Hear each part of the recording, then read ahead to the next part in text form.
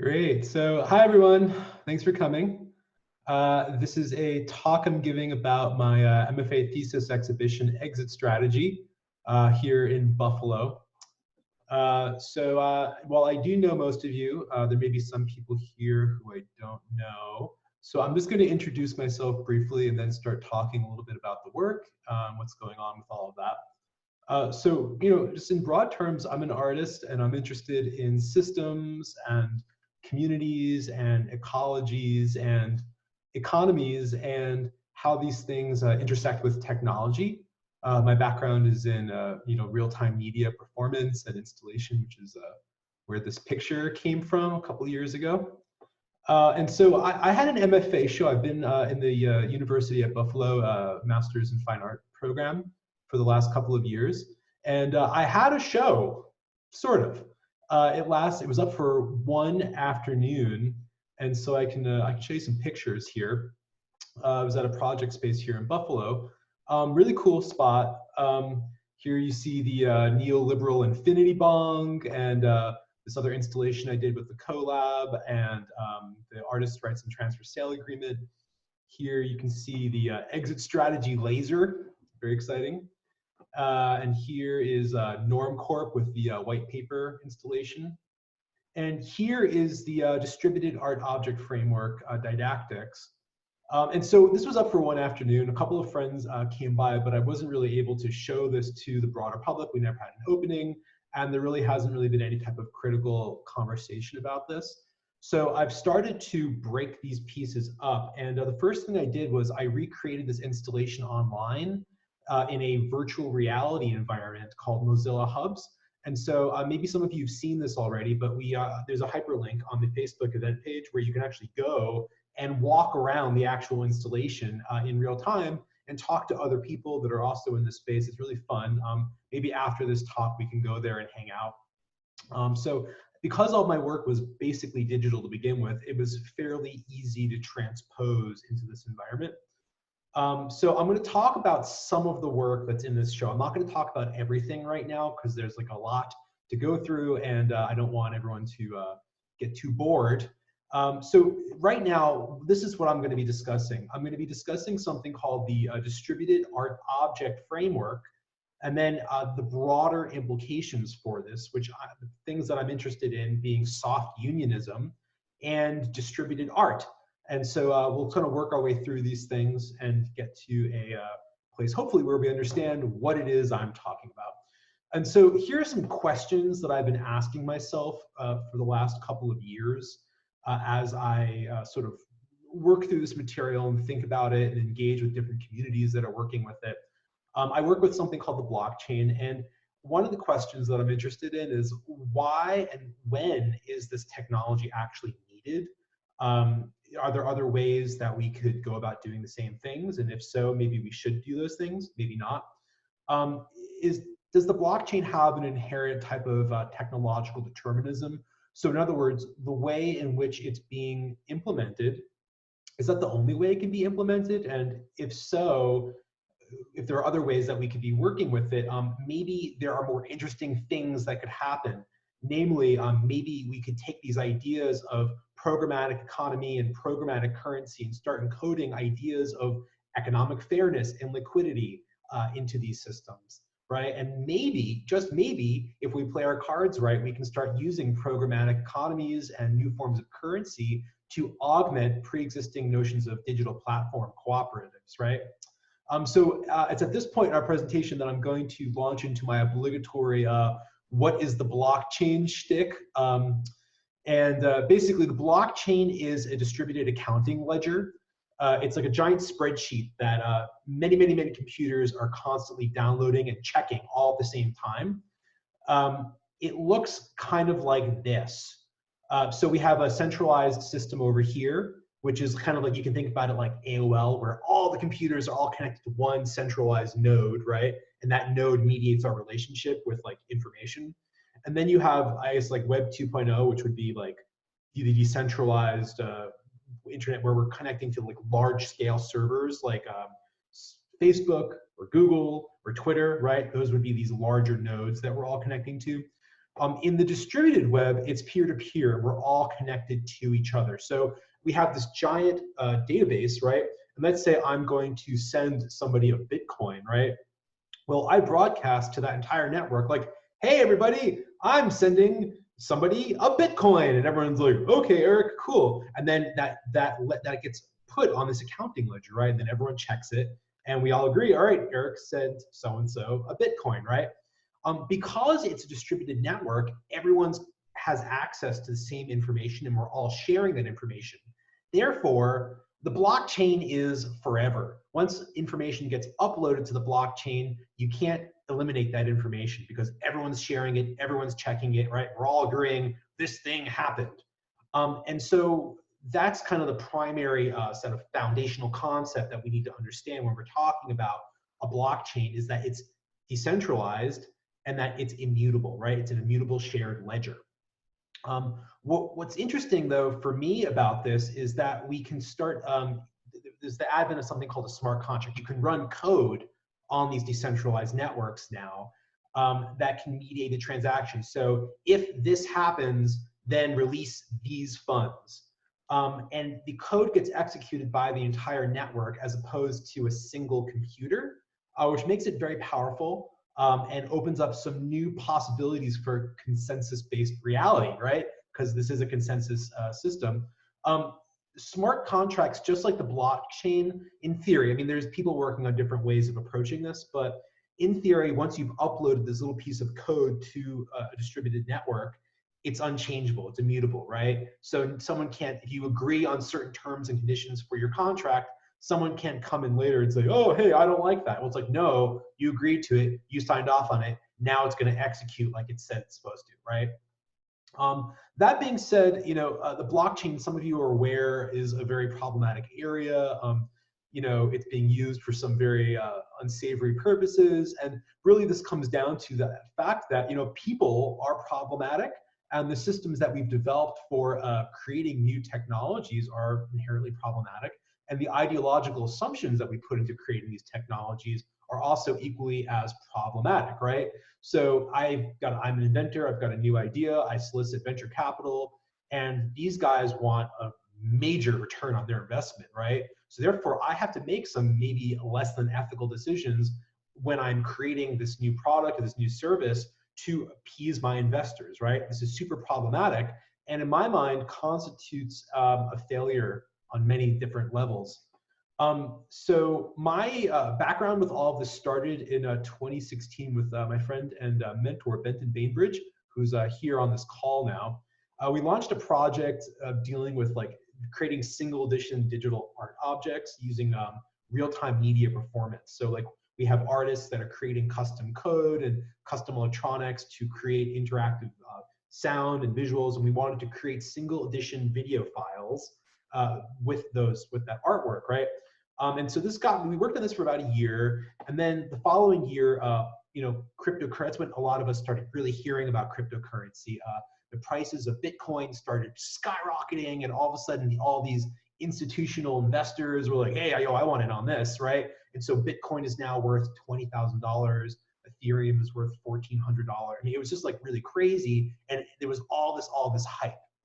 So then a year later, people start catching on to this idea of digital assets. Oh, we can sell objects via cryptocurrency, right? And so we had something called crypto kitties over here, which were these little trading cards of cats, which were backed by non-fungible tokens on the Ethereum blockchain, right? And then people started thinking, maybe we could start using these systems for other forms of art, right? From my perspective, that never really happened. And this became a tool of the alt-right and sort of the free market libertarian sect.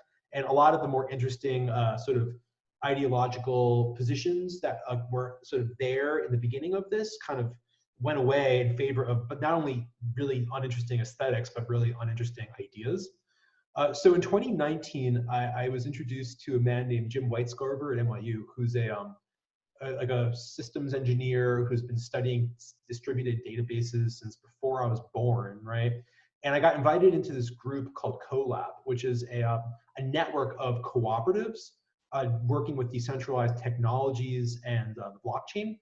So I got introduced to the R-Chain Cooperative, which is based in Seattle, Holochain, which is another form of blockchain cooperative, and the Digital Life Collective, who's doing some really interesting work with distributed systems and sovereign identity. I've been working mostly with R-Chain because the art and blockchain group that I'm a part of in CoLab, they're mostly R-Chain enthusiasts. R-Chain, I won't go into much detail here, but it's kind of a next generation distributed blockchain that can execute transactions at a very high frequency rate. It's just like all these other technologies, extremely alpha, not ready for scalability, not ready for prime time at all. So it's proven to be an interesting sandbox to discuss the distributed art object framework, which is basically a technological and legal stack which gives rise to emergent forms of digital property. And we're talking about these things in terms of protocols, not platforms. So we're not creating a business, we're not creating a specific technology to accomplish these things. We're talking about, okay, if this was to exist as an open source protocol that all people could access, what would it look like? And so art becomes the sandbox for thinking about how we're thinking about digital property, which, you know, in the future is going to become a huge, huge deal, right? If it's not already. And so when I say a technological and legal stack, what I mean is that we're taking a certain group of technologies and some legal precedents, and we're kind of making a sandwich out of them and trying to create a new thing that does something that's hopefully good for people. And so art's my interest, obviously. I'm in a fine art program. I'm an artist. I work with digital art. So I'm interested in how digital artists can participate in the market, I guess on a fundamental level, although we'll get into some more interesting use cases for this. But basically, the distributed art object framework in this case ties the identity and definition of an artwork to its smart contract and its rights management system, which lives on the blockchain. And the reason why this is interesting is because art is a contract, right? Since art dematerialized, and when I say dematerialized, what I mean is art stopped being just physical objects sometime in like the mid 1950s. You know, we had paintings, we had sculptures, but then art started being other things. Art started being things like performance or land art or media art, you know, videos, or conceptual art, systems art, institutional critique, right? These aren't physical objects, they're mostly ideas. And so the legal system had to catch up to art in order to instantiate it so it could exist and have a relationship with the market and also protect the intellectual property of the artists. And so what I've been talking about is this idea of using blockchain technology to rematerialize the art object, create an ontology for something which was previously ephemeral. And so I've been working with something called the Artists' Reserved Rights and Transfer Sale Agreement, which is a seminal legal text which was created in the early 1970s, 1971, by a conceptual artist and a lawyer to protect the rights of contemporary artists. It had things in it that were really interesting, like resale royalties. So what it means is once an artist, let's say, sells a painting, let's say I sell it to you for $100 because I'm not that famous, but then in a year or two, my profile rises and all of a sudden that work is worth $10,000, right? Well, if you then try and flip it to another collector, I should be entitled to 15% resale royalties of the differential between that $100 and that $10,000 that I, as the artist, was working to increase the value, right? So we're encoding this in CoLab into a smart contract. This is interesting because all of a sudden this document, which, you know, the idea was like, hey, everyone just photocopy this cool thing, attach it to your work, and then collectors are going to have to start following it. It's like, well, yeah, but it's not enforceable because I'm going to start suing some rich art collector to pay me my 15% resale royalties. I'm an artist. I don't have that type of money, right? That guy's going to cream me in court. But now all of a sudden what we're saying is, well, okay, art is a contract, right?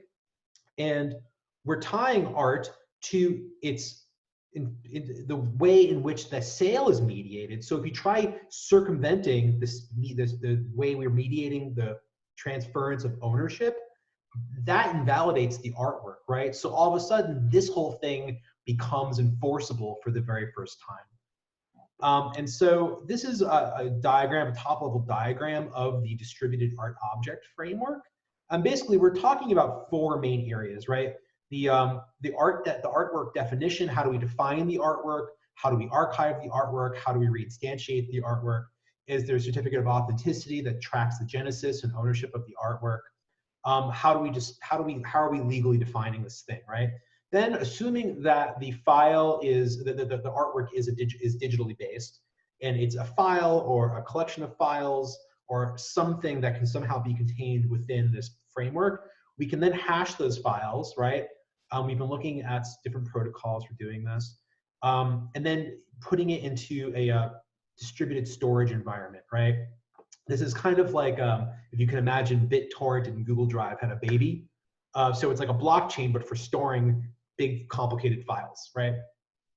Then there's the token, which is like imagine like the cryptocurrency, which identifies this thing as a unique, as a unique artwork, which is actually back referencing the specific hash locations of these different pieces. And when I say hashing, what I'm really talking about is it's a cryptographic identifier. It's like you take a file and you feed it through a meat grinder, and then it spits out a bunch of complicated numbers and letters, which are very, very difficult to replicate. So now you have a file which is unique in time and space in the universe until we have quantum computers, which can break this very easily in a few years. However, so moving on, we have the rights management system, which basically is where I think things become more interesting, because we can start playing with the way in which the artwork interacts and lives on the market, and also encoding it to do different things. Because if we're saying art is a contract, well, maybe we just make new forms of art using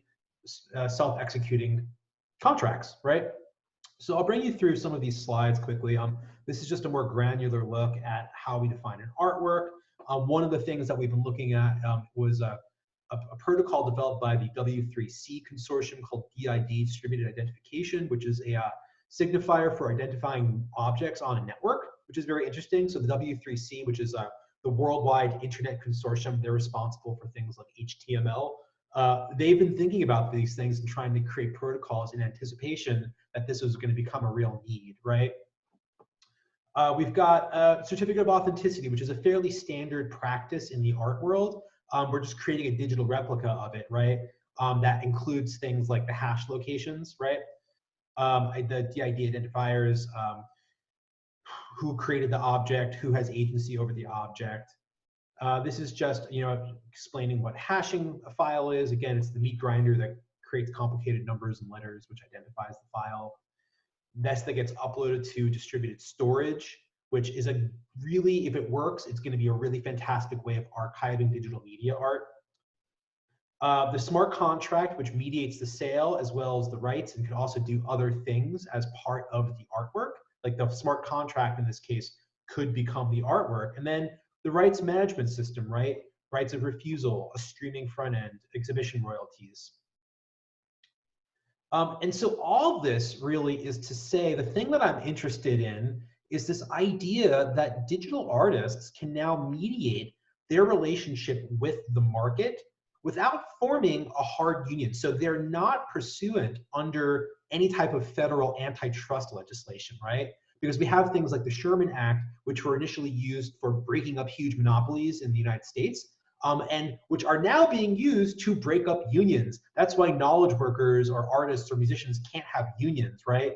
And yet we have these decentralized networks, right? Like think about Napster and the music industry, and like how the music industry took a huge hit 20 years ago because all of a sudden they were completely disrupted by decentralized networks, right?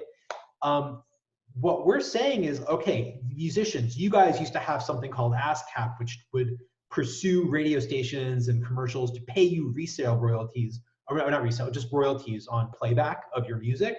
Artists never had anything like this before. Maybe movie studios have these big money guys have these types of systems in place.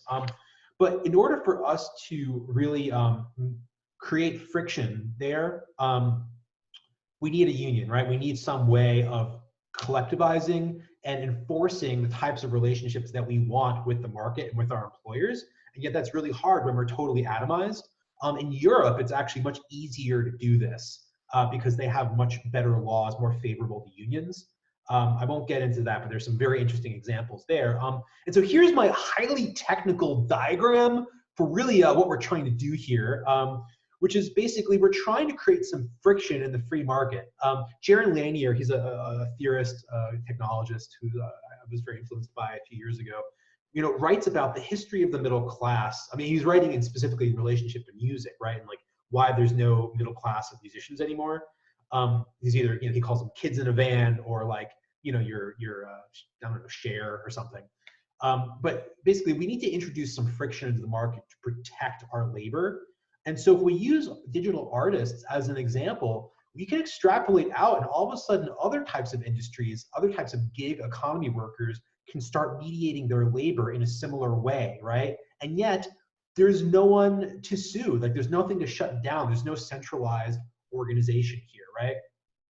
And so what I'm hoping is that we can start thinking about how new programmatic economies can create circularity, right? To protect communities against free market speculation, which will then in turn engender new forms of cooperative culture, right? And so this would then lead us towards my concept of a distributed art, which is art that uses these tools and uses these methodologies to not only like modify its relationship with the market, but like literally transform the entire market and what kind of culture gets created.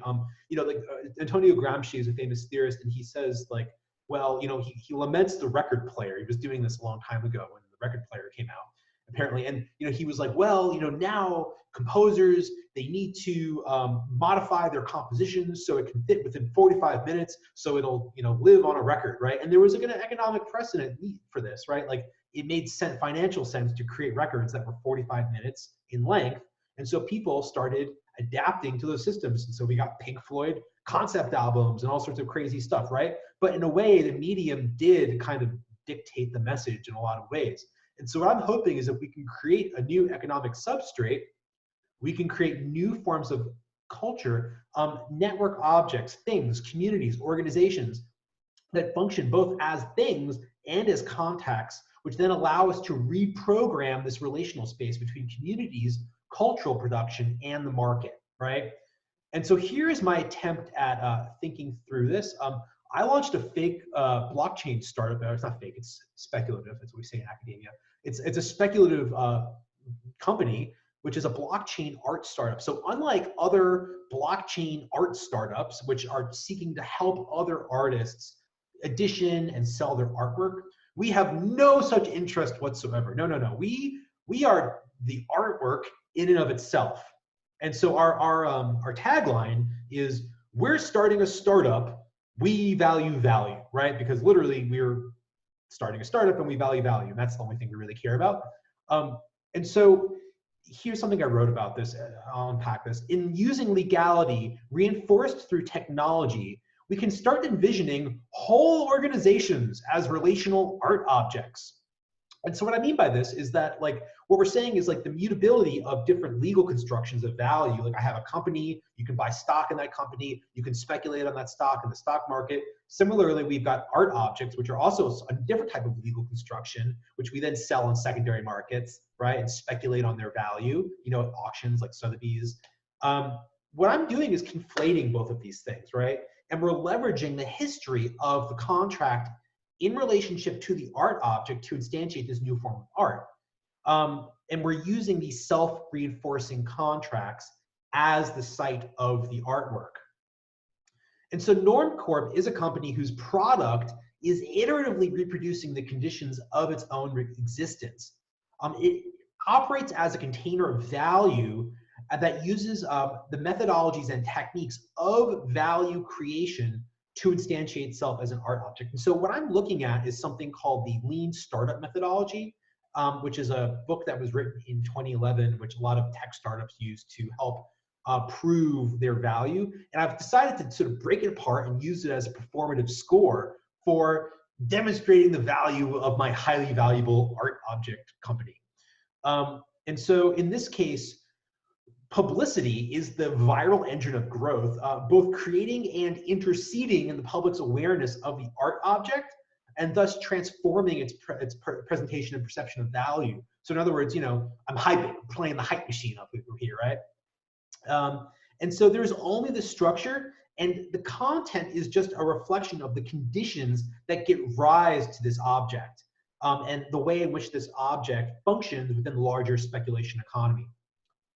So again, I'm creating a parity between this idea of a technology startup and an art object. And so here in the center of the screen, you notice I have like a blank web page. You're like, all right, what's this? So this is a piece that I created called white paper. Now, if you're not familiar, a white paper is a technical document that a technology company, other types of research institutes will release, which kind of explains their idea. This is what we're doing. This is why this is technically relevant. This is why this is interesting. This is why we're totally innovating something really awesome, and you should pay attention to us, right? And so in this way, this is my white paper, and this white paper is the primary vector of Normcorp. It's a detailed explanation of our concept. And so Normcorp's white paper is a white web page. There's no visible content on the page, but the scrollable area of the web page extends beyond the fold on the bottom of the screen, right? So the user starts scrolling in search of more content. And beneath this sort of expanse of empty white pixels, there's a small piece of code which continuously generates more div elements, just like kind of empty space, right? And so the more you scroll, the more empty space it generates. And so this is the primary conceptual underpinning of Normcorp, because as the user continues searching for content, the structure of the website continues generating more of its own conditionality, eventually crashing the user's browser with the profundity of its emptiness. And so the absence of content reflects back the containing structure.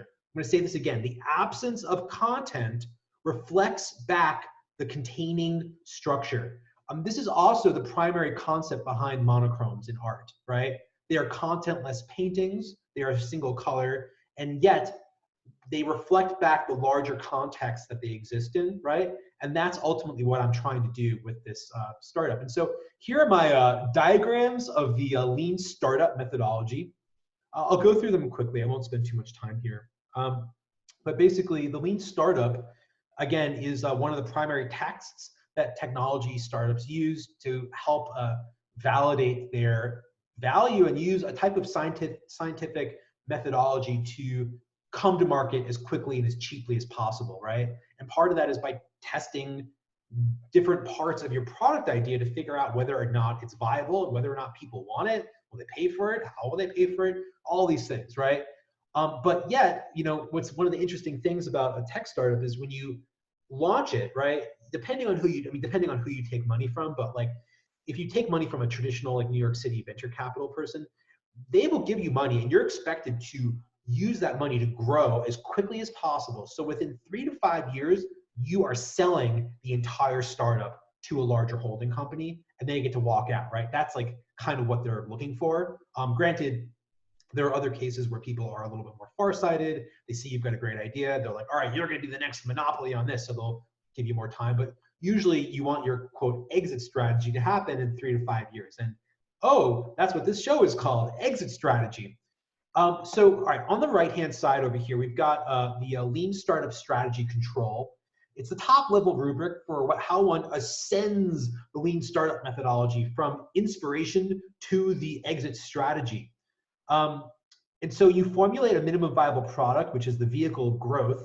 And then through careful practice and protective measures, you analyze potential threats through the SWOT analysis, strength, weakness, opportunity, and threats analysis, right? And then basically this enables you to bring your minimum viable product to market. You attain market share, and then you can release into your exit strategy. And the exit strategy, I'll say this again later, but it's the point of consummation where the MVP has reached its point of purpose and can now release from its previous form and merge with a larger pool of capital. So over here in the center, we have the build, measure, and learn recursive structure, where basically it's a cyclical process where you're constantly refining and testing your idea, right? Your company, your art object, whatever you're going to call it. And so there's the leap of faith assumption, right? And then you become something called the seeker, right? Or Genchi Gambutsu. It's this archetype of go see for yourself, right? And so you build your conceptual art company startup, right? You purify it by the fire of the MVP, strip it down of all of its unnecessary mishigatsu, get rid of all this stuff, right? And so you want to measure the success of your MVP against customer behavior, right? Which hopefully then validates some learning milestones. You learn as quickly as possible by testing this against customer behavior. And hopefully this validates your growth and value hypotheses. You learn something new, and then you rinse and you repeat. You keep going back and you keep doing this and doing this, right? And so then once you've done this for a while, you can extend to the next stage where through the wisdom of the 5 whys, you've questioned your product, you've questioned why it doesn't work, and then you can harness an engine of growth, which is a way in which you can start attracting customers and getting real market share. And then you find your product market fit. You're like, all right, we've got a product, it works. We know how to get more customers. And so now you start taking in more capital to grow your company. And you start ascending through the levels of venture capital through your Series A round, and then your Series B round, and then your Series C round, until you have reached your exit strategy. And then I won't go into detail about what these things are, but basically, again, the exit strategy is the process by which the company begins its process of transformation into the pure expression of value. And the company becomes a speculative object and consummates its purpose, merging with larger capital structures.